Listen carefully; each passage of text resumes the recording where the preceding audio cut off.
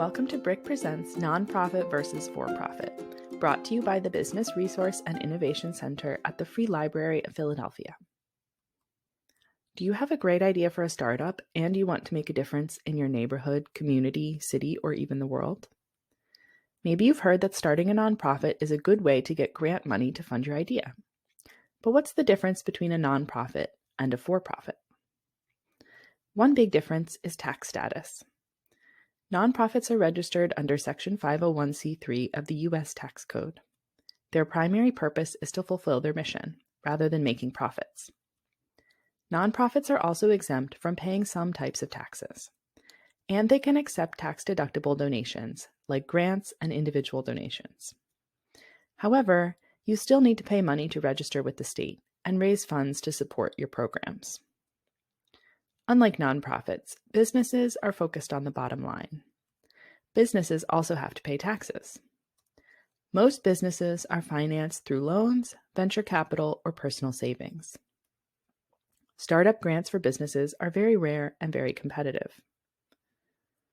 The other big difference is how nonprofits are run, also known as governance. Nonprofits are required to have a board of directors. The board is responsible for financial oversight and making sure the organization is fulfilling its mission. They also have hiring and firing power over staff, including executive staff. Private for-profit businesses typically do not need to have a board. They still have to follow labor laws and local licensing and operating requirements, but executives and owners are in charge of the business. We've covered the biggest differences between nonprofits and for-profits, but you may still be wondering which is best for you. A good place to start is to think about how you will raise and spend money. If you expect to bring in enough revenue over the first few years to become profitable, pay back your startup loans, or provide equity for investors, a for-profit is probably the best choice. If you're looking for grants and donations to directly support your mission, you'll probably want to be a nonprofit.